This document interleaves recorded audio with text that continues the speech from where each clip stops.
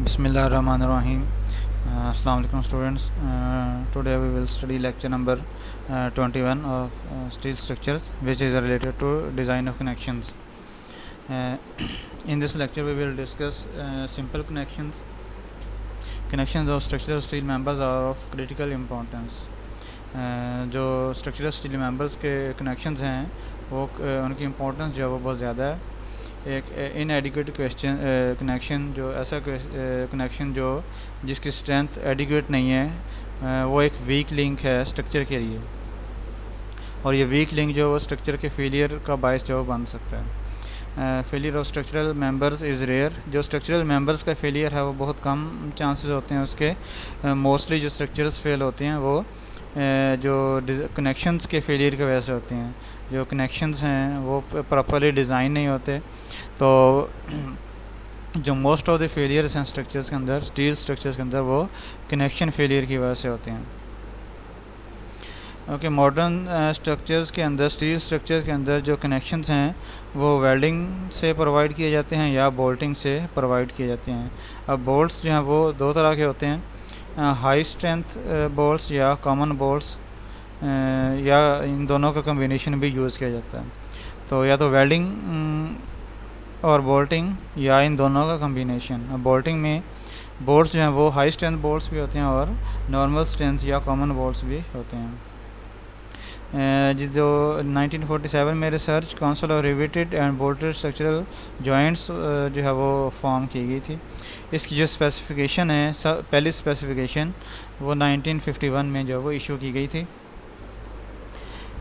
इस डॉक्यूमेंट के अंदर जो हाई स्ट्रेंथ बोल्ट्स की सब्सटीट्यूशन है रिवर्ट्स से, वो जो है वो ऑथोराइज़ की गई थी। मीन इस डॉक्यूमेंट के अंदर पहली दफ़ा जो रिवर्ट्स हैं उनको रिप्लेस किया गया था, उनको सब्सटीट्यूट किया गया था हाई स्ट्रेंथ बोल्ट्स के साथ। मीन्स रिवर्ट्स की जगह पे आपको जो है वो प्रोविज़न दी गई थी कि आप हाई स्ट्रेंथ बोल्ट्स को यूज़ कर सकते हैं। एज़ 1 for 1 बेसिस का मतलब यह है कि एक रिवर्ट के बदले में एक जो है वो हाई स्ट्रेंथ बोल्ट आप इंस्टॉल कर सकते हैं। इस टाइम से जो हाई स्ट्रेंथ बोल्टिंग है वो जो है वो उसने पॉपुलैरिटी गेन की है, और आज जो है वो हम उसको वाइड स्प्रेड यूज़ उसका देखते हैं हाई स्ट्रेंथ बोल्ट्स का। और जो रिवेट्स हैं वो मोस्टली ऑब्सोलीट हो चुकी हैं सिविल इंजीनियरिंग स्ट्रक्चर्स के अंदर। जो रिवेट्स का ये यूज़ है वो तकरीबन ऑब्सोलीट हो चुका है, ख़त्म हो चुका है। अब उनकी जगह पे हम मोस्टली जो है वो हाई स्ट्रेंथ बोल्ट्स जो हैं वो यूज़ करते हैं। इसकी डिफरेंट रीज़न्स हैं कि ये चेंज क्यों आया, रिवेट्स से हमने शिफ्ट क्यों किया है हाई स्ट्रेंथ बोल्ट्स पे। उनमें सबसे पहली जो रीज़न है वो ये है कि बोल्टिंग के केस में जो है वो अनस्किल्ड वर्कर जो हैं वो बोल्ट्स को इंस्टॉल कर सकते हैं। जो अनस्किल्ड वर्कर्स हैं वो हाई स्ट्रेंथ बोल्ट्स को इंस्टॉल कर सकते हैं, लेकिन रिवेटिंग के लिए जो है वो स्किल्ड वर्कर्स जो है वो चाहिए होते हैं, और नंबर ऑफ़ वर्कर्स भी हाफ हो जाते हैं बोल्टिंग के केस में। मींस हाई स्ट्रेंथ बोल्ट्स को अगर आप इंस्टॉल करते हैं तो उसके लिए अगर आपको 2 अनस्किल्ड वर्कर्स चाहिए, तो उसी की जगह पे अगर आप रिवेटिंग यूज़ करते हैं तो आपको 4 स्किल्ड वर्कर्स चाहिए होंगे। सबसे पहली रीज़न तो यह है। दूसरी रीज़न यह है कि रिवेटिंग जो है वो एक डेंजरस प्रोसेस है, नॉइज़ी और डेंजरस जो प्रोसेस है।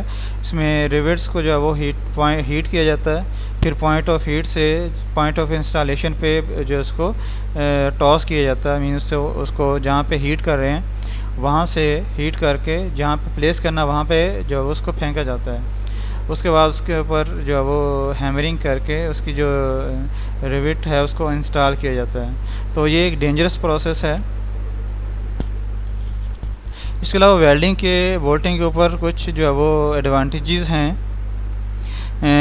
जो वेल्डिंग कनेक्शन होता है वो मोस्टली कंसेप्ट उसका जो है या उसकी जो शेप होती है वो सिंपल होती है। उसमें एक तो हमें होल्स रिक्वायर्ड नहीं होते, हो सकता है कुछ होल्स टेम्परेरी जो प्लेसमेंट है मेंबर्स की उसके लिए हमें कुछ होल्स रिक्वायर्ड हों, लेकिन वो बहुत कम होते हैं एज़ कम्पेयर टू अगर आप बोल्टेड कनेक्शन यूज़ करते हैं।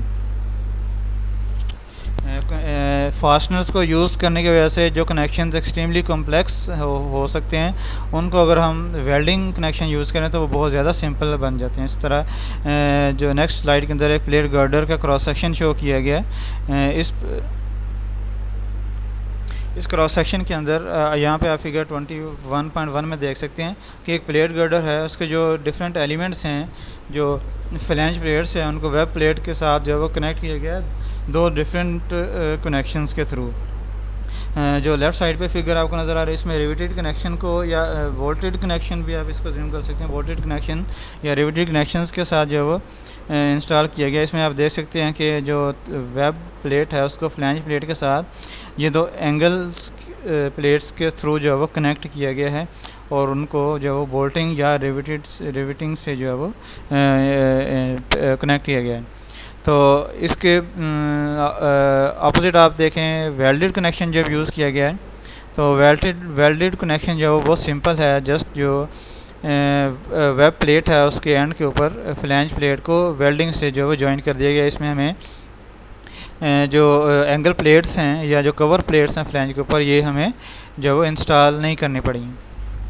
तो ज्योमेट्री से भी आप देख सकते हैं कि जो रिवेटेड कनेक्शन की वजह से जो क्रॉस सेक्शन हमारे पास आया है प्लेट गर्डर का, वो कम्प्लेक्स शेप है, जबकि वेल्डिंग जो कनेक्शन है वो सिंपलर है नेचर में भी और इसकी जो कैलकुलेशन में भी सिंपल है ये। लेकिन जो नेगेटिव साइड है वेल्डिंग कनेक्शन की, वही है कि उसमें हमें स्किल्ड वर्कर्स जो हैं वो चाहिए होते हैं वेल्डिंग के लिए, और इंस्पेक्शन जो है वो भी डिफरेंट है और डिफ़िकल्ट है और कॉस्टली है। लेकिन कुछ केसेस में हम कम्बिनेशन यूज़ कर सकते हैं वेल्ड्स का और बोल्ट्स का। वो कम्बिनेशन इस तरह से यूज़ कर सकते हैं कि वेल्डिंग जो है वो शॉप के अंदर जहाँ पे मैन्युफैक्चर हो रहे हैं वहाँ पे वेल्डिंग जो है वो कनेक्शन जो है वो फॉर्म कर लिया जाए, बाद में फील्ड के अंदर बोल्टिंग कनेक्शन जो है वो प्रोवाइड कर दिया जाए। फॉर एग्ज़ाम्पल नेक्स्ट फिगर के अंदर जो है वो आपको फिगर 21.2 के अंदर जो है वो एक बीम टू कॉलम कनेक्शन जो है वो शो किया गया है। ये फिगर 21.2 के अंदर ये बीम टू कॉलम कनेक्शन जो है वो शो किया गया। ये कॉलम है वर्टिकल डायरेक्शन में और हॉरिजॉन्टल डायरेक्शन में जो है वो बीम है। इसमें आप देख सकते हैं कि जो ये प्लेट है, इस प्लेट को कॉलम के फ्लैंज के साथ जो वो वेल्ड किया गया है। उसके बाद इस प्लेट के साथ जो वो बीम का जो वेब है उसको बोल्टेड कनेक्शन जो है वो प्रोवाइड किया गया है। तो इसमें जो वेल्डिंग है ये शॉप वेल्डिंग है। इसमें मींस कॉलम को जो है वो जहाँ पे मैन्युफैक्चर किया जा रहा है वहीं पे इसको प्लेट जो है वो इसके साथ एक वेल्ड कर दी गई है, जबकि बाद में फील्ड में इंस्टॉल करने के बाद इसके साथ जो बीम है वो बोल्टेड कनेक्शन के थ्रू जो है वो इसके साथ जो है वो कनेक्ट कर दी गई है। तो ये इस तरह से कम्बिनेशन जो है वो वेल्डेड कनेक्शन का और बोल्टेड कनेक्शन का भी यूज़ होता है फील्ड के अंदर।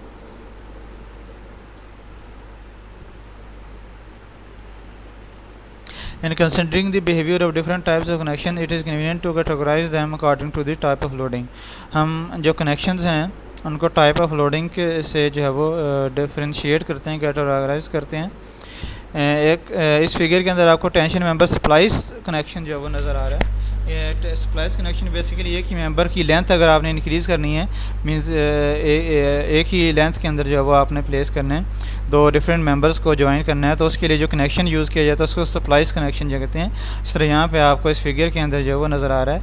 ये दो पोर्शंस हैं डब्ल्यू सेक्शन के, ये दोनों पोर्शंस को कनेक्ट करने के लिए जो है वो स्प्लाइस कनेक्शन जो है वो यूज़ किया गया है। इसमें जो प्लेट यूज़ की गई है इसको हम स्प्लाइस प्लेट कहते हैं। इस तरह के कनेक्शन के अंदर टेंशन मेंबर के अगर ये टेंशन मेंबर हम अगर इसको कंसिडर करें तो इसमें जो फास्टनर्स हैं, जो बोल्ट्स हैं, उनके अंदर जो फोर्सेस हैं वो जो फास्टनर की शैंक है, जो बोल्ट है, उसको शेयर करने की जो है वो कोशिश कर रहे हैं। यहाँ फिगर के अंदर यहाँ इस फिगर स्कीमेटिक डायग्राम यहाँ पे आपको लेफ़्ट साइड पे नज़र आ रही है। इसमें फॉर एग्जांपल ये एक प्लेट है जिसको आप कनेक्ट कर रहे हैं, उसके दोनों साइड पे जो है वो सप्लाइज प्लेट्स हैं जिनके साथ कनेक्ट किया गया और उनको एक बोल्ट के थ्रू जो है वो हम कनेक्ट कर रहे हैं। तो अच्छा, बोल्ट जो ये पोर्शन है बोल्ट का, इसको हम बोल्ट शैंक कहते हैं। बोल्ट शैंक का कुछ पोर्शन जो वो थ्रेडेड होता है नट के लिए और कुछ पोर्शन जो वो अनथ्रेडेड होता है। तो अब यहाँ पे लोडिंग जो है वो चूँकि टेंशन मेंबर है तो टेंशन मेंबर में लोडिंग जो है वो आउटवर्ड डायरेक्शन में होगी, और इस लोडिंग की वजह से जो ये दो प्लेन्स हैं जहाँ पे ये कनेक्ट कर रही हैं प्लेट्स को, इन प्लेन्स के ऊपर जो है ये फोर्स जो हैं ये इस प्लेन के अंदर इसको बोल्ट को शैंक को शेयर करने की कोशिश कर रही हैं। तो ये बोल्ट जो है वो इस केस में जो under the action of share forces I mean जो लोड है वो इसको शेयर करने की कोशिश कर रहा है। यहाँ पे जो फिगर 21.3 आपको नज़र आ रही है ये आपको फ्री बॉडी डायग्राम नज़र आ रही है इसकी शेप की। ये एलिवेशन है यहाँ और ये आपको जो है वो क्रॉस सेक्शन नज़र आ रहा है। इसमें दो प्लेट्स हैं दो प्लेट्स हैं उनके दरमियान जो है वो एक प्लेट को जो है वो कनेक्ट किया गया है। या यहाँ पे दूसरी फिगर के अंदर जो है वो दो प्लेट्स हैं, दोनों प्लेट्स को जो है वो बोल्टेड कनेक्शन के साथ जो है वो कनेक्ट किया गया है।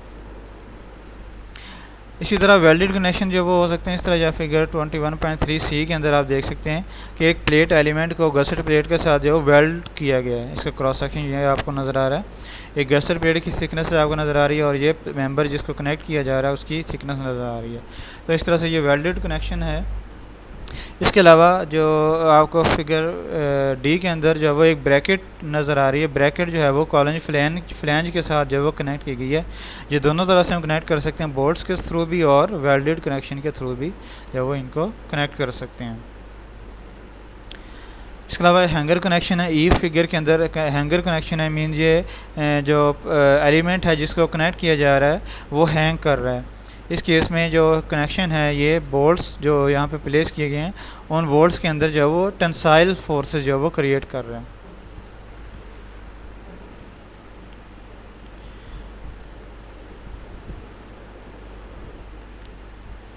एफ फिगर के अंदर जो आपको कनेक्शन नज़र आ रहा है इसमें एक एंगल प्लेट जो है उसको कनेक्ट किया गया है कॉलम फ्लैंज के साथ। तो उसमें वोल्टेड कनेक्शन जो वो यूज़ किया गया है। इसमें जो लोड है वो यहाँ पे जिस तरह आपको एरो नज़र आ रहा है यहाँ पे लोड अप्लाई किया जाएगा अगर, तो ये बोल्ट्स की जो अपर रो है उसके अंदर टेंसाइल फोर्सेस जो है वो शेयर और टेंसाइल जो है वो क्रिएट कर रहा है और बाकी दो जो लेयर्स हैं उनके अंदर जो है वो सिर्फ शेयर फोर्सेस जो हैं वो क्रिएट कर रहे हैं।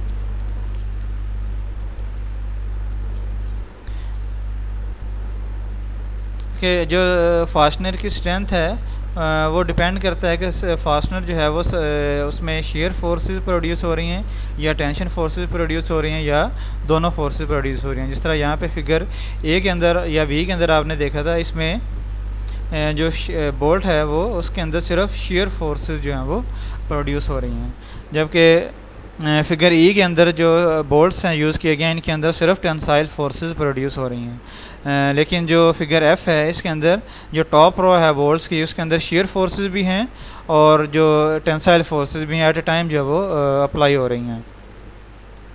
तो जो फास्टनर की जो स्ट्रेंथ है वो डिपेंड कर रही होगी कि ये किस तरह की फोर्सेस के इन्फ्लुएंस में है। अगर ये शेयर फोर्सेस के इन्फ्लुएंस में है, ये टेंसाइल फोर्सेस के इन्फ्लुएंस में है, या दोनों की कम्बिनेशन जो है वो अप्लाई हो रहा है इसके ऊपर। जो वेल्ड्स हैं वो शेयर के अंदर वीक होते हैं और हम इनको अज्यूम करते हैं कि शेयर के अंदर ही फेल होंगे regardless of the direction of loading की डायरेक्शन को अज्यूम किए बगैर हम जो है वो ये अज्यूम करते हैं कि वेल्ड्स जो हैं वो उनके अंदर जो फेलियर हो वो शेयर फेलियर होगा, मीन शेयर के थ्रू ये फेल हो रहे होंगे। Once the force per fastener or force per unit length of the weld has been determined, it is simple matter to evaluate the adequacy of the connection। हम basically क्या करते हैं, हम एक फास्टनर की स्ट्रेंथ या अगर वेल्डेड कनेक्शन है तो एक यूनिट लेंथ वेल्ड की जो स्ट्रेंथ है वो हम डिटरमिन करते हैं। उसके बाद हम ये टोटल नंबर ऑफ फास्टनर्स या टोटल लेंथ से मल्टीप्लाई करके जो टोटल स्ट्रेंथ है कनेक्शन की वो डिटरमिन कर लेते हैं। कि दो मेजर कैटेगरीज है हमारे पास कनेक्शन की। इसमें जो है वो एक सिंपल कनेक्शन होते हैं और एक जो है वो इसेंट्रिक कनेक्शन होते हैं। सिंपल कनेक्शन वो कनेक्शन होते हैं जिसके अंदर जो रिजल्टेंट फोर्स है जो कि रेजिस्ट करनी है कनेक्शन ने, उसकी जो लाइन ऑफ एक्शन है वो कनेक्शन के सेंटर ऑफ ग्रेविटी में से पास कर रही हो। तो इस तरह के कनेक्शन को हम सिंपल कनेक्शन कहते हैं। मीन्स ऐसा कनेक्शन जिसमें जो फोर्स अप्लाई हो रही है, जो रिजल्टेंट फोर्स है जिसको कनेक्शन ने रेजिस्ट करना है, वो उस फोर्स की लाइन ऑफ एक्शन कनेक्शन के सेंटर ऑफ ग्रेविटी में से पास कर रही है। तो इस तरह के कनेक्शन को हम सिंपल कनेक्शन कहते हैं। इस तरह के कनेक्शन में जो डिफरेंट पार्ट्स हैं कनेक्शन के, mean different number of bolts हैं, वो सारे बोल्ट्स या सारा जो कनेक्शन है वो इक्वल पार्ट ऑफ जो फोर्स है उसको सपोर्ट करते हैं। मीन जो डिस्ट्रीब्यूशन है फोर्स की वो यूनिफॉर्म होती है हर कनेक्शन, हर बोल्ट के ऊपर। जो फिगर ए बी और सी हैं, फिगर 21.3 में हम देखा था A B, figure A B और जो सी है, इसको हम जो है वो सिंपल कनेक्शन जो है वो कंसिडर करते हैं। इसमें जो line of action of force है वो जो सेंटर ऑफ ग्रेविटी कनेक्शन की उसमें से पास कर रही है। इस तरह के कनेक्शन के अंदर जो लोड कैपेसिटी है वो हम एक सिंगल जो बोल्ट है या एक यूनिट लेंथ ऑफ वेल्ड है उसकी कैपेसिटी कैलकुलेट करके उसको टोटल नंबर ऑफ बोल्ट से या टोटल लेंथ से मल्टीप्लाई करके हम टोटल कनेक्शन की कैपेसिटी जो है कैलकुलेट कर सकते हैं। इस लेक्चर के अंदर हम सिर्फ सिंपल कनेक्शन को जो है वो डिस्कस करेंगे। जो सेंट्रिकली लोडेड कनेक्शंस होते हैं वो स्टील स्ट्रक्चर जो हम पढ़ रहे हैं वो विलियम टी से आगे की उसके चैप्टर नंबर 8 के अंदर डिस्कस किए गए हैं। और ये वो ऐसे कनेक्शन होते हैं जिसमें लाइन ऑफ एक्शन जो लोड की है, लाइन ऑफ एक्शन है वो सेंटर ऑफ ग्रेविटी में से पास ना कर रही हो। इस तरह फिगर 21.3 डी और एफ में जो कनेक्शन हमने देखे हैं वो सेंट्रिकली लोडेड कनेक्शंस हैं। जो डी कनेक्शन है इसके अंदर भी जो line of action of load है वो जो कनेक्शन की सेंटर ऑफ ग्रेविटी है उसमें से पास नहीं कर रही, बल्कि सेंट्रिकली लोड अप्लाई हो रहा है। और इसी तरह फिगर जो एफ है इसके अंदर भी जो लाइन ऑफ एक्शन है लोड की वो कनेक्शन के सेंटर ऑफ ग्रेविटी में से पास नहीं कर रही। तो इस तरह के कनेक्शन को हम इसेंट्रिक कनेक्शन कहते हैं।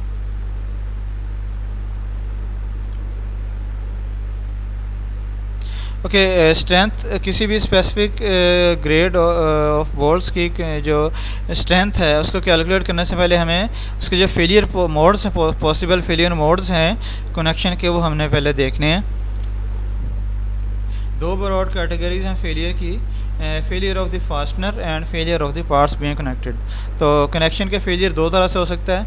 एक तो जो बोल्ट्स हैं, जो फास्टनर है वो फेल हो जाए, या वो फास्टनर जिन एलिमेंट्स को कनेक्ट कर रहा है वो एलिमेंट्स के अंदर फेलियर हो जाए। तो दोनों तरह से कनेक्शन का फेलियर जो वो पॉसिबल है।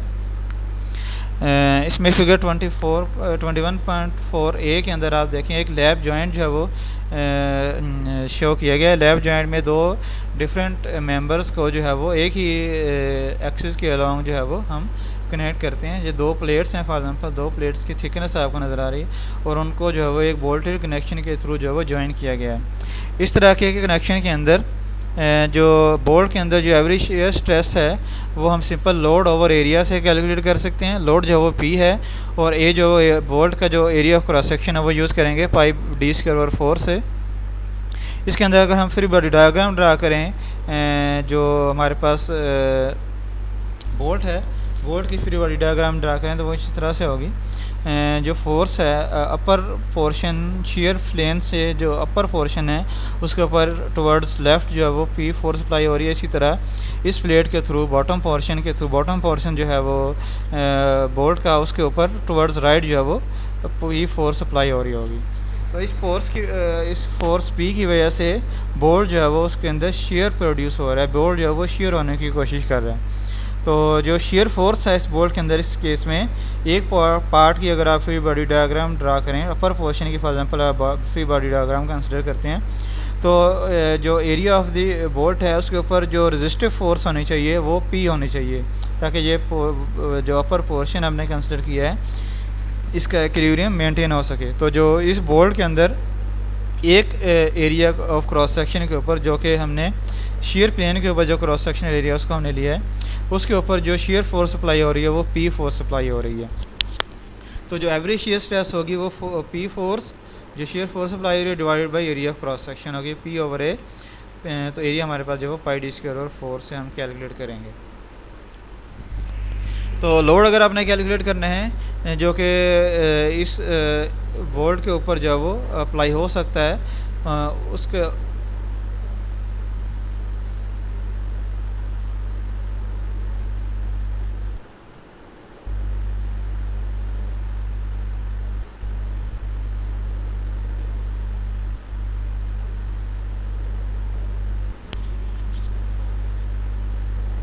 तो तो पी लोड जो है वो जो अप्लाई हो सकता है उसको कैलकुलेट करना है, तो पी ए जो है वो इधर आके मल्टीप्लाई हो जाएगा, तो पी इक्वल टू हमारे पास एफ वी मल्टीप्लाई बाई ए आ जाएगा। इसमें एफ बी जो है वो स्ट्रेस है, शीयर स्ट्रेस है बोल्ट के अंदर। इस केस में आप देख सकते हैं कि जो लोड है वो प्योरली कंसेंट्रिक नहीं है, थोड़ी सी सेंट्रिसिटी है, थोड़ा सा जितनी थिकनेस है जो लोड है वो प्लेट के सेंट्रॉइड पे अप्लाई हो रही है, तो शेयर प्लेन जो है वो उस पर थोड़ा सा डिस्टेंस है, लेकिन इतनी सेंट्रिसिटी को हम इग्नोर करके इसको सिंपल कनेक्शन ही अज्यूम कर सकते हैं। The connection in figure 721.4b is similar। जो नेक्स्ट आपके पास फिगर बी के अंदर जो कनेक्शन शो किया गया है उसमें जो वो सिमिलर है, लेकिन उसमें जब वो दो प्लेट्स को थर्ड प्लेट के साथ जब वो कनेक्ट किया गया है, एक साइड पे दो प्लेट्स हैं और दूसरी साइड पे एक प्लेट है। इसमें अगर आप देख सकते हैं तो शेयर प्लेन जो हैं वो दो हैं, टोटल जो शेयर प्लेन हैं बोल्ट के वो दो हैं, क्योंकि दो प्लेट्स हैं कनेक्टेड हैं, तीन प्लेट कनेक्टेड हैं, तो उनके दरमियान जो शेयर प्लेन है वो दो हैं। यहाँ पे एक शेयर प्लेन होगा और इसी तरह यहाँ पे एक शेयर प्लेन है। तो इस केस में जो एक क्रॉस सेक्शन है बोल्ट का उसने हाफ लोड जो है वो रजिस्ट करना है। मीन्स या आपको आप इसको इस तरह से भी कह सकते हैं कि जो दो क्रॉस सेक्शंस हैं वो उतने ही लोड को रजिस्ट कर रहे हैं, पी लोड को रजिस्ट करने के लिए दो क्रॉस सेक्शंस अवेलेबल हैं। तो इस केस में जो शेयर स्ट्रेंथ होगी बोल्ट की वो डबल होगी। इसको हम जो वो इस सिनेरियो को हम डबल शेयर कहते हैं, जिसमें दो क्रॉस सेक्शन जो हैं वो शेयर हो रहे हैं। इस केस में जो शेयर स्ट्रेंथ होती है बोल्ट की वो सिंगल शेयर की कंपैरिजन में डबल हो जाती है। तो इस केस में जो लोड होगा वो हमारे पास 2 इंटू एफ वी ए हो जाएगा, क्योंकि यहाँ पे जो एरिया है या तो आप एरिया को डबल कर लें, कंसिडर कर लें, क्योंकि दो एरियाज शेयर हो रहे हैं, तो शेयर स्ट्रेंथ जो वो दो प्लेन्स के ऊपर अवेलेबल होगी। जो एफ वी मल्टीप्लाई बाई ए है ये दो प्लेन्स के ऊपर अप्लाई होगी, या आप लोड को हाफ कंसिडर कर सकते हैं। इस केस में जो लोड है जो बोल्ट के ने रजिस्ट करना है एक प्लेन के ऊपर वो हाफ है, p/2 है। तो इस तरह से हमारे पास इस तरह के केस में डबल शेयर के केस में जो कैपेसिटी है, जो शेयर कैपेसिटी है बोल्ट की वो डबल हो जाती है, और इस मोड को हम जो है वो डबल शेयर कहते हैं।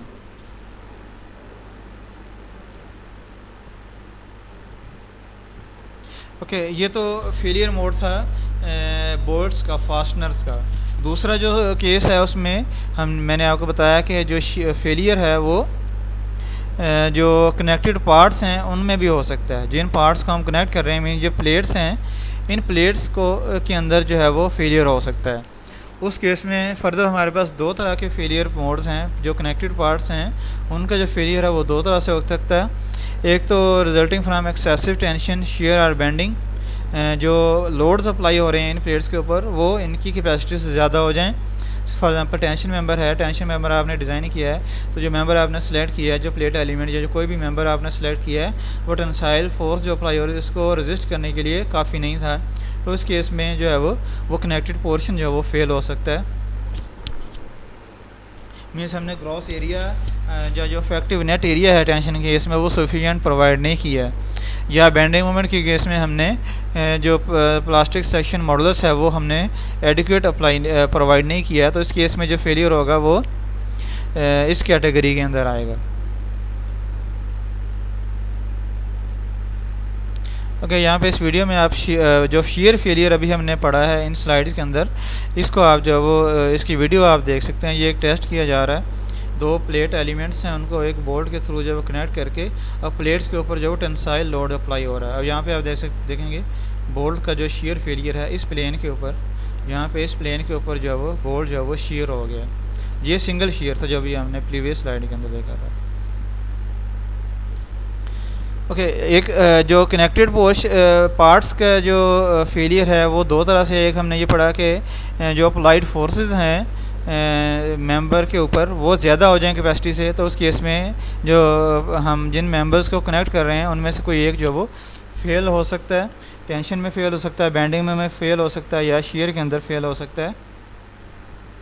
दूसरा जो मोड है वो ये है कि जो फेलियर है कनेक्टेड पार्ट्स का वो फास्टनर जो बेरिंग एग्जर्ट कर रहे हैं उन पार्ट्स के ऊपर, उस बेरिंग की वजह से जो वो फेल हो जाए। अगर हम जब वो होल को जो है वो स्लाइटली फास्टनर से थोड़ा सा ज़्यादा हम पंच करते हैं, जो होल का डायमीटर है वो फास्टनर जो बोल्ट के डायमीटर से थोड़ा सा ज़्यादा होता है, जिस तरह हमने टेंशन मेंबर के अंदर भी डिस्कस किया था। तो उस केस में जो बोल्ट है वो लूजली प्लेस होगा होल के अंदर। तो जब लोड अप्लाई होगा तो जो बोल्ट है या फास्टनर है वो जो कनेक्टेड पोर्शन है उसके ऊपर उसके जो होल है, होल वाले एरिए के ऊपर जो वो बेरिंग एग्जर्ट कर रहा होगा। इसको जो फिगर 21.5 के अंदर जब वो दिखाया गया, तरह ये दो प्लेट्स हैं, उनको एक बोल्ट के थ्रू जो है वो कनेक्ट किया गया। जब लोड जो है वो एग्जर्ट किया जाएगा, फॉर एग्जांपल इस प्लेट को, अपर प्लेट को अगर आप कंसिडर करते हैं तो इस अपर प्लेट के ऊपर इस डायरेक्शन में टुवर्ड्स लेफ्ट जो है वो लोड अप्लाई हो रहा है। तो जब लोड अप्लाई हो रहा होगा तो यहाँ पे ये होल के और जो कनेक्टेड पोर्शन के अंदर जो होल है, ये सरफेस, इस सरफेस के ऊपर बेरिंग एग्जर्ट करेगा। जो बोल्ट है, बोल्ट का जो शैंक है वो इस पोर्शन, इस प्लेन के ऊपर जो है वो बेरिंग एग्जर्ट करेगा। इसको आप एलिवेशन के अंदर इस तरह से देखते हैं, ये होल है, ये इस साइड पे जो प्लेट है वो इस साइड पे, लेफ़्ट साइड पे स्ट्रेच हो रही है। तो इसका होल का जो लेफ़्ट पोर्शन है, राइट पोर्शन है, राइट पोर्शन के ऊपर बेरिंग एग्जर्ट हो रही है। तो जो शैंक है फास्टनर की, वो इस डायरेक्शन में जो है वो एक लोड अप्लाई हो रही होगी। इस तरह यहाँ पे ये आपको एरो नज़र आ रहे हैं, इस पार्ट के ऊपर हाफ सर्कमफ्रेंस के ऊपर जो है वो बेरिंग एग्जर्ट कर रहा है बोल्ट, एक लोड जो अप्लाई हो रहा है, जो कि एरो से आपको नज़र आ रहा है। इसकी थिकनेस के में अगर आप देखते हैं तो ये इसी तरह से एरो जो है वो यहाँ पे आपको नज़र आ रहे हैं। ये इस प्लेन के ऊपर में, यहाँ पे इस प्लेन के ऊपर जो है वो ये इस तरह से लोड अप्लाई हो रहा है, बेरिंग एग्जर्ट कर रहा है। तो अगर ये बेरिंग जो है वो कैपेसिटी से, कनेक्टेड पार्ट जो इस प्लेट की कैपेसिटी है उससे ज़्यादा हो जाए तो उस केस में भी फेलियर हो सकता है। तो जिस एरिया के ऊपर ये बेरिंग एग्जर्ट हो रही है वो यहाँ पे इस फिगर के अंदर आप देख सकते हैं। ये होल का पोर्शन है, इसकी जो प्रोजेक्शन है वो थिकनेस के अलावा वो आप देख सकते हैं। डायमीटर, जो डायमीटर है, लेंथ होल की जो डाया है वो डी है, और जो थिकनेस है, प्लेट की थिकनेस जो वो टी है। तो इससे जो एरिया आएगा आपके पास एक रेक्टेंगुलर एरिया, जो कि इस होल की प्रोजेक्शन है इस डायरेक्शन में, वो आपको जो वो मिल रही है डी मल्टीप्लाई बाई टी से। तो इस एरिया के ऊपर जो वो बेरिंग एग्जर्ट कर रहा है, इसमें एक्चुअल जो डिस्ट्रीब्यूशन है वो इस तरह से है, बी पॉइंट के ऊपर मीन बिल्कुल साइड के ऊपर जो है वो जो लोड अप्लाई हो रहा है, जो बेरिंग एग्जर्ट हो रही है, वो उसकी वजह से जो स्ट्रेसेस हैं वो ज़ीरो होंगी। और ए पॉइंट के ऊपर मीन सेंटर के ऊपर जो बेरिंग है वो मैक्सिमम है, और फिर अपोजिट साइड पे फिर ये ज़ीरो हो जाएगी। लेकिन सिंपलिसिटी के लिए हम इसको जो है वो यूनिफॉर्म कंसिडर कर लेते हैं। थ्रू आउट द डायमीटर जो बेरिंग है, जो स्ट्रेसेस हैं बेरिंग की वजह से, वो कांस्टेंट हम या यूनिफॉर्म उसको कंसिडर कर लेते हैं हम। तो बेरिंग जो है, बेरिंग स्ट्रेस जो है वो अगर आपने कैलकुलेट करनी है तो उसको आप जो वो लोड मल्टीप्लाई बाई एरिया से कैलकुलेट करेंगे। तो जो लोड अप्लाई हो रहा है, लोड डिवाइडेड बाई एरिया, तो इसमें एरिया जो होगा वो इस तरह यहाँ पे आपको ये दिखाया मैंने, डी मल्टीप्लाई बाई टी, ये area divided by load P. इस तरह से आपके पास वो जो बेरिंग स्ट्रेस है वो आ जाएगी। बेरिंग स्ट्रेस को एफ सब्सक्रिप्ट पी से रिप्रेजेंट कर रहा है, और इसको कैलकुलेट करने के लिए load divided by D multiply by T. इसमें जो पी फोर्स है जो कि फास्टनर के ऊपर अप्लाई की जा रही है, डी फास्टनर का डायमीटर है, और जो टी है वो जिस पार्ट को कनेक्ट किया जा रहा है उसकी थिकनेस है, प्लेट की थिकनेस है। तो अगर आपने बेरिंग लोड कैलकुलेट करना है, पी कैलकुलेट करना है, तो डी इधर आके मल्टीप्लाई हो जाएगा। तो p will be equal to f subscript p multiply by d t. तो इस तरह से आप बेरिंग लोड जो है वो कैलकुलेट कर सकते हैं इस फार्मूला से। ओके, जो बेरिंग प्रॉब्लम है वो इसमें कॉम्प्लिकेशंस आ सकती हैं अगर एक बोल्ट के करीब ही दूसरा बोल्ट प्लेस किया गया है, जिस तरह यहाँ पे इस फिगर में नज़र आ रहा है। एक बोल्ट के करीब ही दूसरा बोल्ट जो प्लेस किया गया है, तो जो बेरिंग लोड हमने कैलकुलेट किया है उसके अंदर कॉम्प्लिकेशंस आ सकती हैं। या अगर उस होल के करीब जो वो एज है, मीन वो होल जो एज के करीब प्लेस किया गया है, तो उस केस में इस तरह से जो है वो कॉम्प्लिकेशंस आ सकती हैं बेरिंग स्ट्रेंथ के ऊपर। इन कॉम्प्लिकेशंस को जो है वो अकाउंट फॉर करने के लिए जो बोल्ट्स की स्पेसिंग है और जो एज डिस्टेंस है, इसके ऊपर AISC ने जो कुछ जो रिस्ट्रिक्शंस जो अप्लाई किए हैं, वो रिस्ट्रिक्शंस हम नेक्स्ट लेक्चर के अंदर जो स्टडी करेंगे। Bearing strength, spacing and edge distance requirements. जो बेरिंग स्ट्रेंथ है कनेक्टेड पार्ट्स की या कनेक्शन की, वो आपने किस तरह से कैलकुलेट करनी है, और उसके अंदर AISC की या CRCS की जो RCSC की जो रिक्वायरमेंट्स हैं वो क्या हैं, वो हम देखते हैं। बेरिंग स्ट्रेंथ को जब आप कंसिडर करते हैं तो बेरिंग स्ट्रेंथ जो फास्टनर के ऊपर डिपेंड नहीं करती, बल्कि बेरिंग स्ट्रेंथ जो है वो कनेक्टेड पार्ट्स के ऊपर डिपेंड करती है, क्योंकि बेरिंग जो है वो जो स्ट्रेस अप्लाई हो रही है वो कनेक्टेड पार्ट के ऊपर अप्लाई हो रही है, जो फास्टनर्स हैं या बोल्ट्स हैं उनके ऊपर अप्लाई नहीं हो रही। तो बेरिंग स्ट्रेंथ को जब आप कंसिडर करेंगे उसके अंदर हमने स्पेसिंग और एज डिस्टेंस रिक्वायरमेंट्स को देखना है। जो स्पेसिंग और एज डिस्टेंस रिक्वायरमेंट्स हैं वो भी फास्टनर्स की जो टाइप है उस पर डिपेंड नहीं करती, या फास्टनर की जो स्ट्रेंथ है उसके ऊपर डिपेंड नहीं करती। जो AISC स्पेसिफिकेशंस हैं बेरिंग स्ट्रेंथ के लिए और जो हाई स्ट्रेंथ बोल्ट्स की जो रिक्वायरमेंट्स हैं वो बेसिकली जो RCSC research council on structural connections की जो स्पेसिफिकेशंस हैं उन्हीं के ऊपर बेस करती हैं। जो पॉसिबल फेलियर मोड्स हैं एक्सेसिव बेरिंग की वजह से वो यहाँ पे फिगर 21.7a के अंदर आपको नज़र आ रहा है। एक्सेसिव बेरिंग की वजह से जो ये डॉटेड लाइंस हैं, इन लाइंस के अलोंग जो वो टीयर आउट हो सकता है कनेक्टेड जो एलिमेंट है उसका ये पोर्शन जो डॉटेड लाइंस के दरमियान में है ये टीयर आउट हो सकता है, ये इस तरह से सेपरेट हो सकता है इस डायरेक्शन में। जब आप लोड अप्लाई कर रहे हैं टुवर्ड्स लेफ्ट तो ये यहाँ पे इन प्लेन्स के ऊपर जो है वो शेयर सरफेसेस जो आपको नज़र आ रही हैं, इन सरफेसेस के ऊपर टीयर आउट हो सकता है।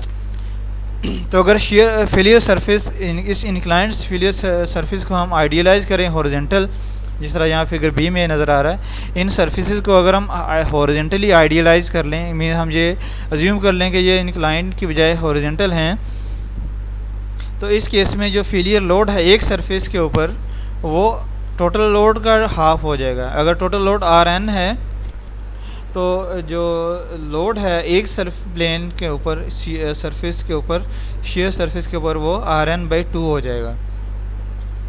तो Rn/2 जो है वो किस तरह से कैलकुलेट करेंगे, जो शेयर स्ट्रेंथ है इस एलिमेंट की, share strength multiply by area of share surface, जो शेयर सरफेस है जिसकी लेंथ को हम LC से रिप्रेजेंट कर रहे हैं, इस सरफेस की जो एरिया है शेयर एरिया जिसको हम कह रहे हैं वो LC multiply by thickness of plate से हम कैलकुलेट करेंगे। LC मल्टीप्लाई बाय T, ये आपके पास जो है वो शेयर एरिया आ जाएगा, और 0.6 FU जो है वो ये शेयर स्ट्रेंथ है। Shear strength multiply by shear area is equal to load या कैपेसिटी जो है वो फेलियर लोड जिसको हम कह रहे हैं Rn/2 के इक्वल होगा। तो इस तरह से आप जो है वो फेलियर लोड कैलकुलेट कर सकते हैं। इसमें 0.6 FU जो है वो शेयर फ्रैक्चर स्ट्रेस है, FU अल्टीमेट स्ट्रेंथ है। तो जो शेयर स्ट्रेंथ होती है वो हम 60% ऑफ अल्टीमेट स्ट्रेंथ लेते हैं। तो और LC जो वो डिस्टेंस है एज होल के एज से कनेक्टेड पार्ट के एज तक, होल के एज से कनेक्टेड पार्ट के एज तक का जो डिस्टेंस है वो LC है, और T जो वो थिकनेस है कनेक्टेड पार्ट की, जो प्लेट है उसकी थिकनेस T है, और जो कैपेसिटी है शेयर सरफेस की वो हम Rn/2 लेते हैं, और उसकी जो कैलकुलेशन है वो इस तरह से हम करते हैं, share strength multiply by area. इसमें 0.6 FU जो है वो शेयर स्ट्रेंथ है, और LC मल्टीप्लाई बाय T जो वो शेयर सरफेस का एरिया है। तो टोटल जो शेयर स्ट्रेंथ होगी इस केस में Rn वो हमारे पास किसकी इक्वल हो जाएगी, एक सरफेस की shear strength 0.6 FU LC multiply by T थी, इसको 2 से मल्टीप्लाई कर देंगे तो हमारे पास जो वो टोटल स्ट्रेंथ आ जाएगी। तो टोटल स्ट्रेंथ जो है वो हमारे पास 1.2 FU LC multiply by T है। ये टीयर रोड जो हमने कंसिडर किया है ये एज पे भी हो सकता है, कनेक्टेड पार्ट के एज पे भी हो सकता है, या दो होल्स के दरमियान में भी हो सकता है।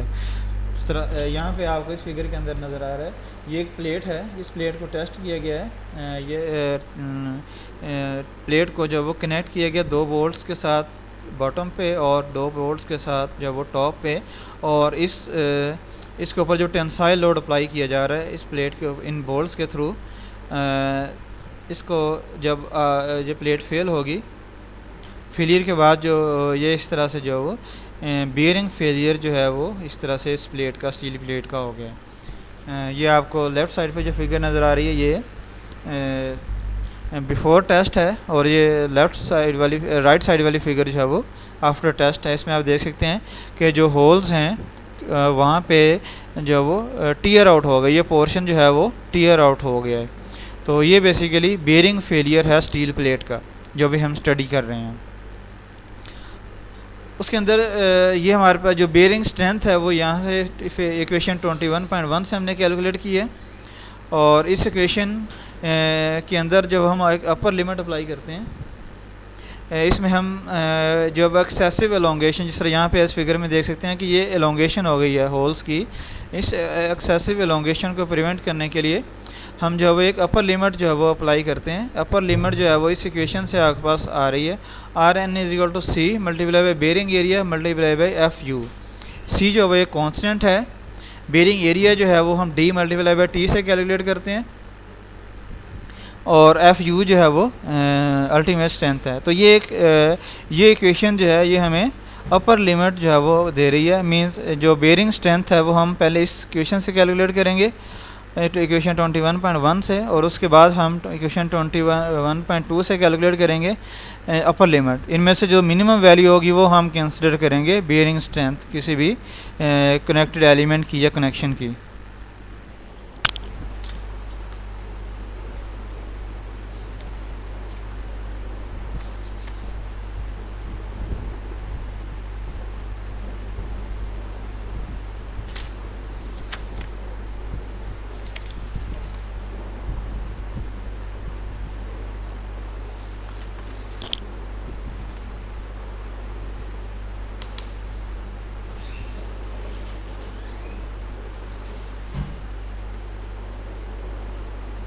वह जो ASC की स्पेसिफिकेशंस हैं उनके अंदर वो भी बेरिंग स्ट्रेंथ के लिए वही इक्वेशन यूज़ करते हैं, वो भी हमने स्टडी किया है इक्वेशन 21.1।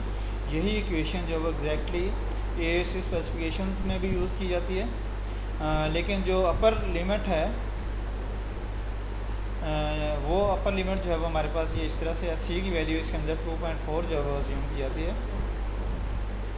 वही इक्वेशन है C D T F U, इसमें C की वैल्यू जो है वो ASC स्पेसिफिकेशन के अंदर 2.4 है।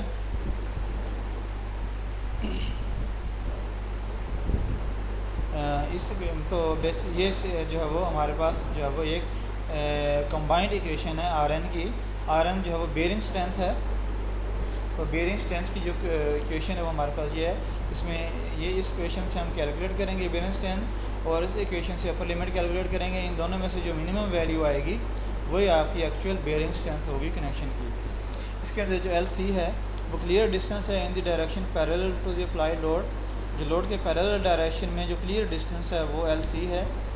अगर तो जो होल है वो एज पे प्लेस किया गया, मीन लास्ट होल है, तो एल सी जो है वो एज होल एज से कनेक्टेड पार्ट के एज तक का डिस्टेंस होगा। और अगर इसके अलावा जो बोल्ट्स हैं एज होल के अलावा जो होल्स हैं उनके लिए ये एल सी जो डिस्टेंस है वो दो होल्स के दरमियान जो डिस्टेंस है वो एल सी होगा। एफ यू जो है वो अल्टीमेट टेंसाइल स्ट्रेस है कनेक्टेड पार्ट्स की, और जो टी है वो थिकनेस है कनेक्टेड पार्ट्स की। Load and resistance factor design के लिए जो रेजिस्टेंस फैक्टर है फाई वो 0.75 है बेरिंग स्ट्रेंथ के लिए, और अलाउएबल स्ट्रेंथ डिज़ाइन मेथड में जो सेफ्टी फैक्टर है ओमेगा वो उसकी वैल्यू 2.0 है। तो जो डिज़ाइन स्ट्रेंथ होगी LRFD के केस में फाई आर एन वो 0.75 आर एन की इक्वल होगी, और जो अलाउएबल स्ट्रेंथ होगी ASD के केस में वो आर एन ओवर 2 के इक्वल होगी। जो LC की इलस्ट्रेशन है वो फिगर 21.8 के अंदर जो है वो देख सकते हैं। जब हम बेरिंग स्ट्रेंथ कैलकुलेट करेंगे एक बोल्ट की, हमने जो वो दो तरह के बोल्ट्स को कंसिडर करना है। बोल्ट जिस तरह यहाँ पे आपको नज़र आ रहा है बोल्ट 1 और बोल्ट 2। जो बोल्ट 1 है, जो बोल्ट 2 है वो एज के ऊपर है, मीन इसके बाद जो है वो कोई होल नहीं है, और जो होल 1 है उसके वो जो है वो एज होल के अलावा कोई भी होल है वो होल 1 होगा। उसके अंदर LC जो है वो अगर आप बोल्ट 1 की या बेरिंग स्ट्रेंथ कैलकुलेट कर रहे हैं तो उस केस में LC जो है वो नेक्स्ट होल से के एज तक का डिस्टेंस होगा। जिस होल की आप स्ट्रेंथ कैलकुलेट कर रहे हैं उस होल के एज से नेक्स्ट होल के एज तक का डिस्टेंस होगा। इस तरह यहाँ पे फिगर में आपको नज़र आ रहा है। जबकि अगर आप एज होल कंसिडर करते हैं, मीन जिस तरह यहाँ पे होल नंबर 2 है, इसको अगर आप कंसिडर करेंगे तो इस केस में जो डिस्टेंस है वो इस होल के एज से कनेक्टेड पार्ट के एज तक का डिस्टेंस होगा। जो सेंटर ऑफ होल से एज तक का डिस्टेंस है वो एल ई है, एल सबस्क्रिप्ट ई से रिप्रेजेंट करते हैं। और जो दो होल्स के दरमियान सेंटर टू सेंटर डिस्टेंस है उसको हम एस से रिप्रेजेंट करते हैं। एस और एल ई गिवन होगा आपको, बेसिकली उससे आपने एल सी कैलकुलेट करना होगा। एज बोल्ट्स के केस में एल सी जो है L E minus H by 2 से करेंगे। एल ई जो है वो सेंटर से एज तक का डिस्टेंस है, इसमें से ये हाफ डायमीटर अगर आप माइनस कर दें होल का डायमीटर तो आपके पास एल सी की वैल्यू आ जाएगी। जबकि अदर बोल्ट जो एज होल के अलावा अदर बोल्ट्स हैं उनके लिए एल सी कैलकुलेट करने के लिए आप स्पेसिंग में से, टोटल स्पेसिंग में से 1 डायमीटर ऑफ होल जो है वो माइनस कर देंगे। मींस एस माइनस एच से आप एल सी कैलकुलेट करेंगे।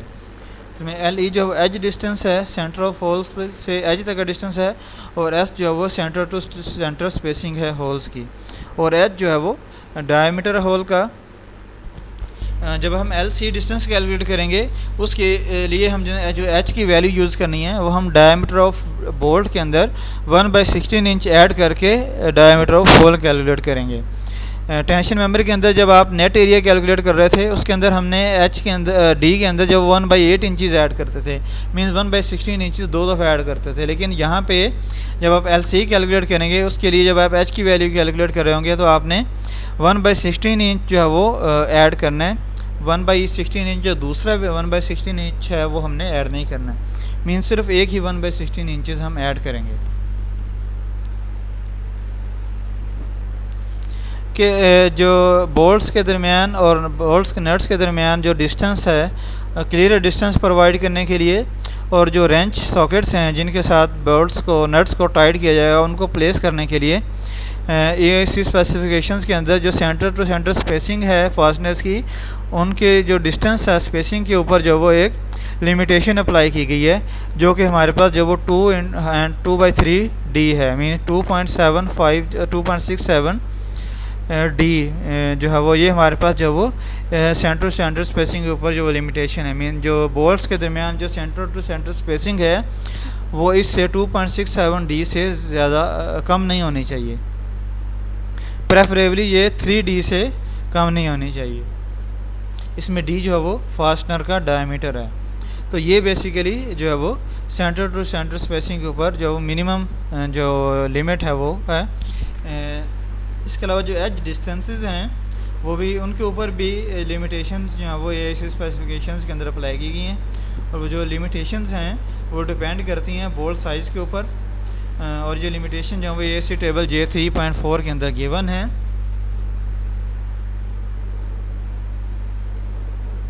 जो स्पेसिंग और एज डिस्टेंसेस हैं जो हमने कंसिडर करने हैं, जो कि एस और एल ई से जो वो रिप्रेजेंट किए गए हैं, वो फिगर 21.9 के अंदर जो आपको नज़र आ रहे हैं। फिगर 21.9 के अंदर दो तरह के वो जो वो डिस्टेंस हैं, एक लॉन्गिट्यूडनल डायरेक्शन में और एक परपेंडिकुलर लोड के पैरेलल वाले लोड के ट्रांसवर्स डायरेक्शन में। लोड के पैरेलल डायरेक्शन में जब वोल्ट सप्लाई किए गए हैं तो स्पेसिंग जो है वो ये इस तरह से दो बोल्ट्स के सेंटर से दरमियान जो डिस्टेंस वो एस है, और एज होल के सेंटर से एज तक का डिस्टेंस जो वो एल ई है। और इसी तरह यहाँ पे भी आप देख सकते हैं दो होल्स के दरमियान जो डिस्टेंस है सेंटर टू सेंटर डिस्टेंस वो एस है, और होल के सेंटर से एज तक का डिस्टेंस जो है वो दोनों डायरेक्शन में वो एल ई है। जो समरी है बेयरिंग स्ट्रेंथ की वो हम देख लेते हैं। बेयरिंग स्ट्रेंथ की इक्वेशन जो हमारे पास ये AIC इक्वेशन J3.6a है, ये 1.2 LC T/FU, और इस वैल्यू के ऊपर एक अपर लिमिट अप्लाई की गई है 2.4 DTFU। मतलब आप दोनों से वैल्यू कैलकुलेट करेंगे, जो मिनिमम वैल्यू आएगी वो आप यूज़ करेंगे। उसके बाद आपने देखनी है एज स्पेसिंग आपने देखनी है, और जो स्पेसिंग है बोल्ट्स की और जो एज डिस्टेंस है वो आपने देखना है। किसी भी डायरेक्शन में जो स्पेसिंग है बोल्ट्स के दरमियान वो 2/3 डी से ज़्यादा होनी चाहिए, इससे कम नहीं होनी चाहिए। और एल ई जो है जो एज डिस्टेंस है वो AIC टेबल जो 3.4 के अंदर गिवन है, उन टेबल के अंदर जो वैल्यूज़ गिवन है उन वैल्यूज़ से ज़्यादा होनी चाहिए।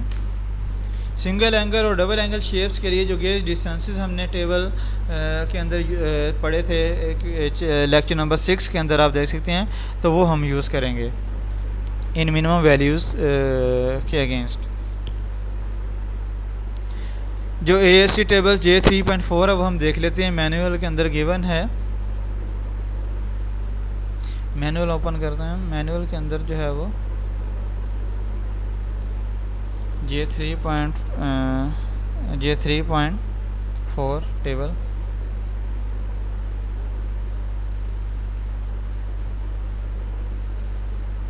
ये टेबल J3.4 गिवन है ASC मैनुअल के अंदर। इसमें जो मिनिमम एज डिस्टेंस है सेंटर ऑफ स्टैंडर्ड होल से एज ऑफ कनेक्टेड पार्ट तक वो गिवन है। मींस आप जो डिस्टेंस प्रोवाइड करेंगे वो इससे कम, इस डिस्टेंस से कम नहीं होना चाहिए। Bolt diameter, different bolt diameter के कॉरस्पॉन्डिंग जो एज डिस्टेंसेस गिवन है, for example 1/2 inch bolt diameter use करते हैं तो आपने minimum 3/4 inch edge distance provide करना है। और अगर इसी तरह 1 इंच बोल्ट डायमीटर यूज़ करते हैं तो आपने मिनिमम एज डिस्टेंस प्रोवाइड करना है वो 1.25 इंचज़ है। तो इस तरह से इस टेबल से आप जब मिनिमम एज डिस्टेंस लेंगे और उसको कंपेयर करेंगे आप जो एक्चुअल एज डिस्टेंस प्रोवाइड किया गया उसके साथ।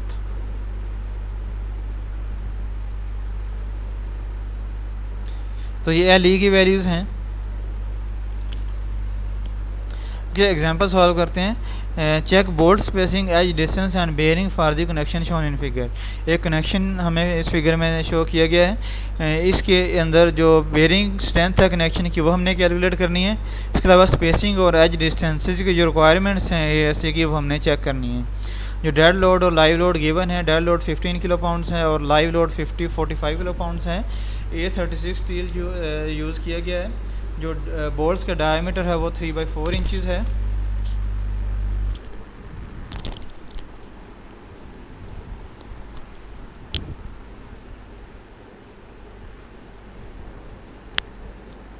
इसके अलावा जो भी डिफरेंट एज डिस्टेंसेस और स्पेसिंग जो है वो गिवन है।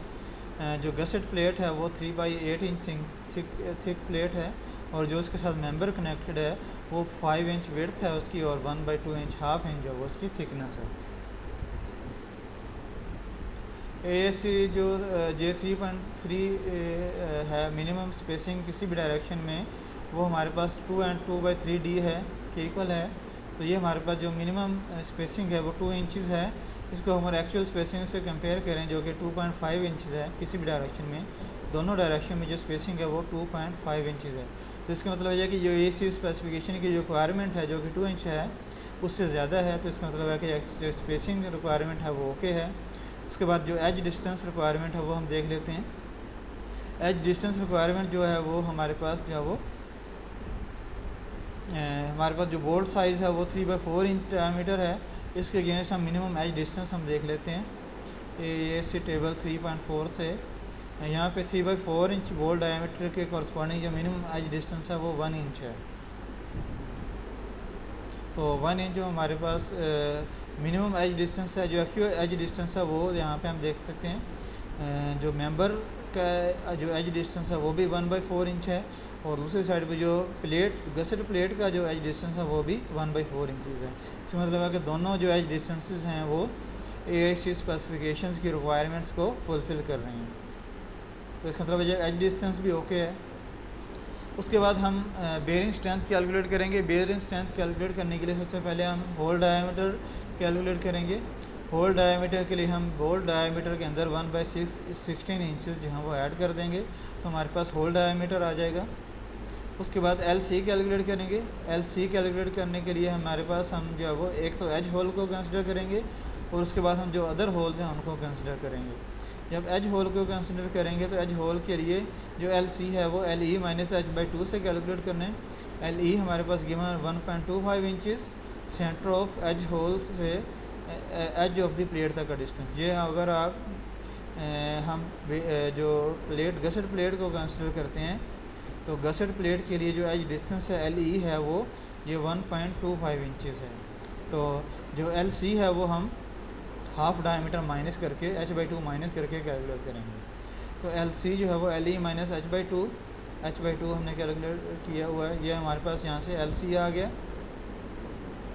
अभी हम सिर्फ गसर प्लेट को कंसिडर कर रहे हैं। हम मेंबर को कंसिडर करने के लिए, मेंबर को अगर आप कंसिडर करेंगे तब भी यही आपके पास जो है वो डिस्टेंसेस आएंगे। डिस्टेंसेस जो वो मेंबर के लिए भी सेम हैं जो गसर प्लेट के लिए, वही मेंबर के लिए हैं।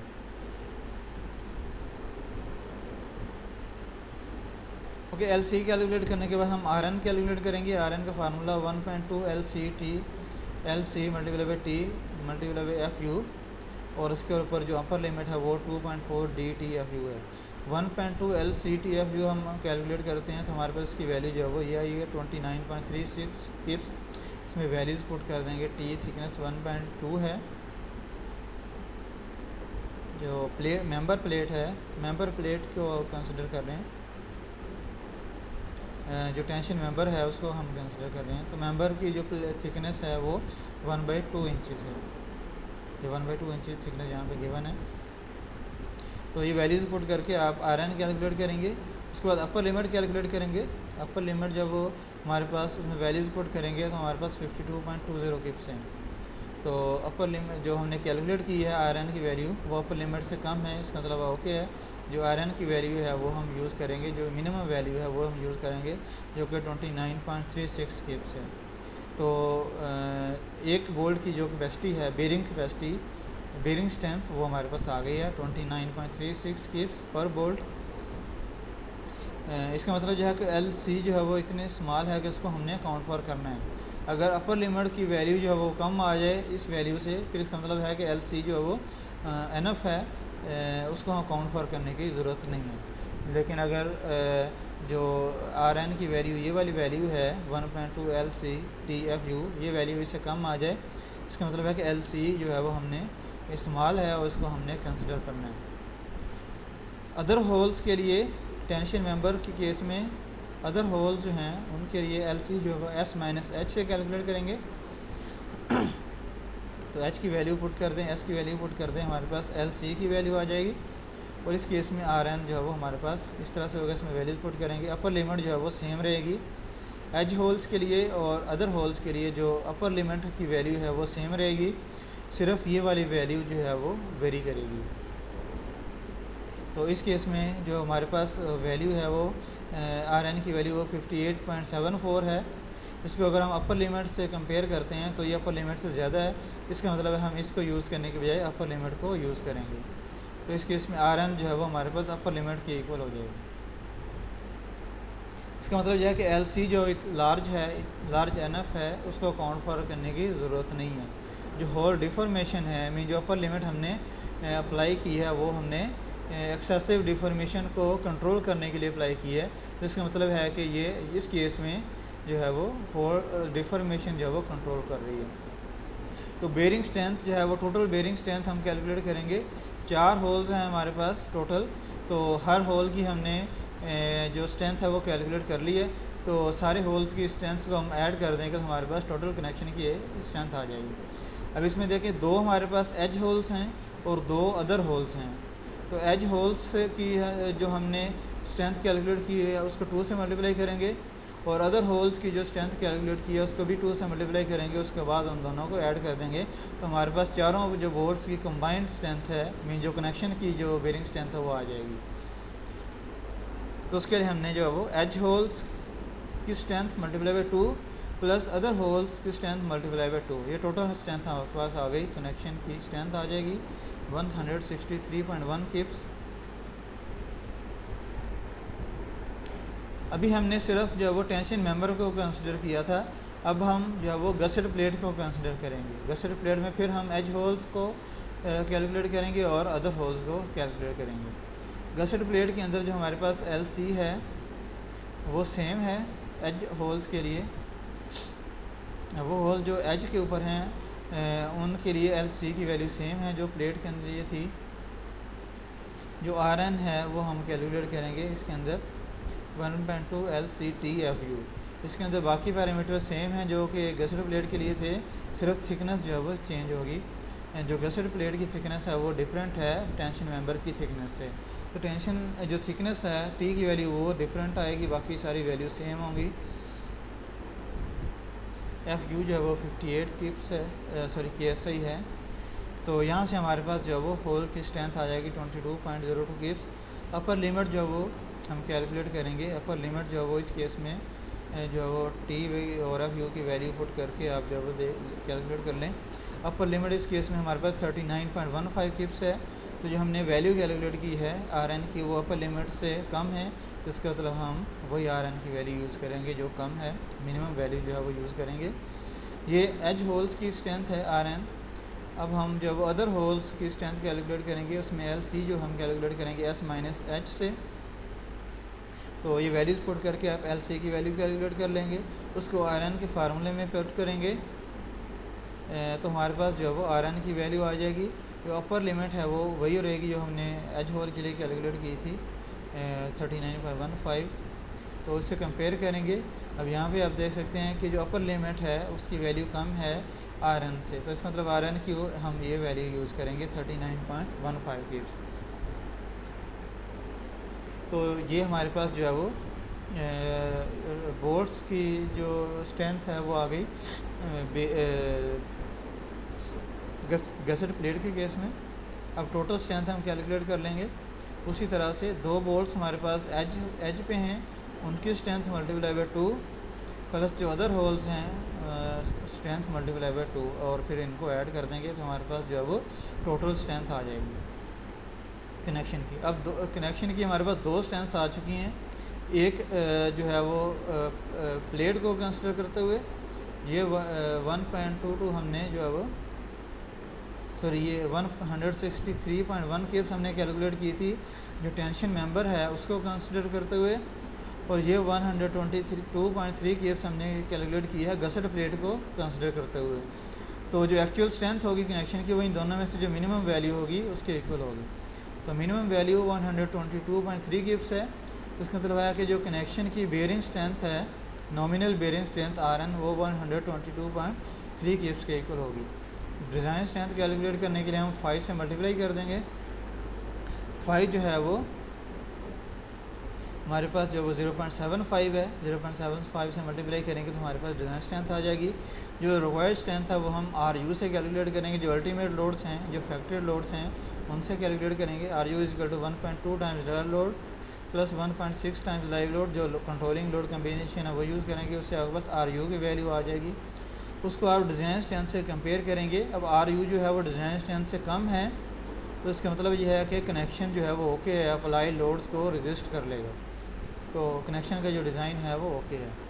तो इस तरह से आप किसी भी कनेक्शन की बेयरिंग स्ट्रेंथ कैलकुलेट करेंगे।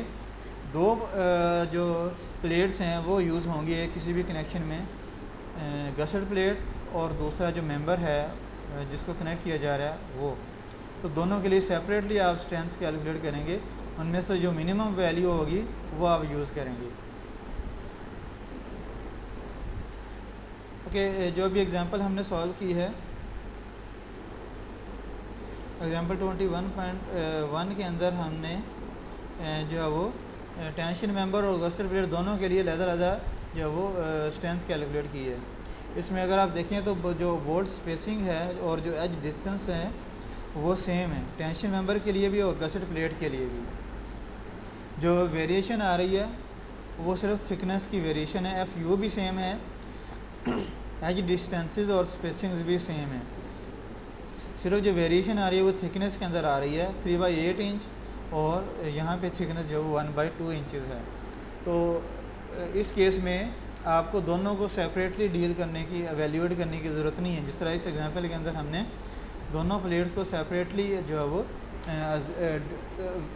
एवेल्यूएट किया है। तो इस केस में अगर जो वेरिएंट जो फैक्टर है वो सिर्फ थिकनेस है, तो उस केस में आप मिनिमम थिकनेस वाले मेंबर को कंसिडर करते हुए जो स्ट्रेंथ है कनेक्शन की वो कैलकुलेट कर सकते हैं। भी यहाँ पे अगर हम सिर्फ गसेट प्लेट को ही कंसिडर कर लेते तो हमारे पास जो कनेक्शन की स्ट्रेंथ है वो आ जानी चाहिए। अभी भी हमने देखा है कि जो गवर्निंग जो स्ट्रेंथ है वो गसेट प्लेट की जो हमने कैलकुलेट की थी 122.3 वही गवर्न कर रही है। तो हम जो है वो डायरेक्टली भी इसको यूज़ कर सकते थे, क्योंकि हमें पता है कि थिकनेस गसर प्लेट की थिकनेस कम है, जो मेंबर की थिकनेस ज़्यादा है, तो जो गवर्न करेगी स्ट्रेंथ वो गसर प्लेट की बेसिस पे जो हम कैलकुलेट करेंगे वही गवर्न करेगी। बाकी सारे पैरामीटर क्योंकि दोनों के लिए सेम हैं। लेकिन अगर इनके अलावा थिकनेस के अलावा कोई और पैरामीटर भी चेंज हो रहा है, फॉर एग्जांपल स्ट्रेंथ चेंज हो रही है, स्टील टाइप जो है ग्रेड चेंज हो रहा है, या जो डिस्टेंसेस हैं एज डिस्टेंसेस या स्पेसिंग्स ये चेंज हो रही हैं, फिर आपको दोनों को वैल्यूड करना पड़ेगा जिस तरह हमने अभी एग्जांपल के अंदर किया है। ओके, ये असाइनमेंट प्रॉब्लम जब एक दे रहा हूँ इस लेक्चर के अंदर, ये आप जो है वो सॉल्व करेंगे इसी प्रोसीजर को यूज़ करते हुए जो हमने अभी एग्जांपल के लिए किया है।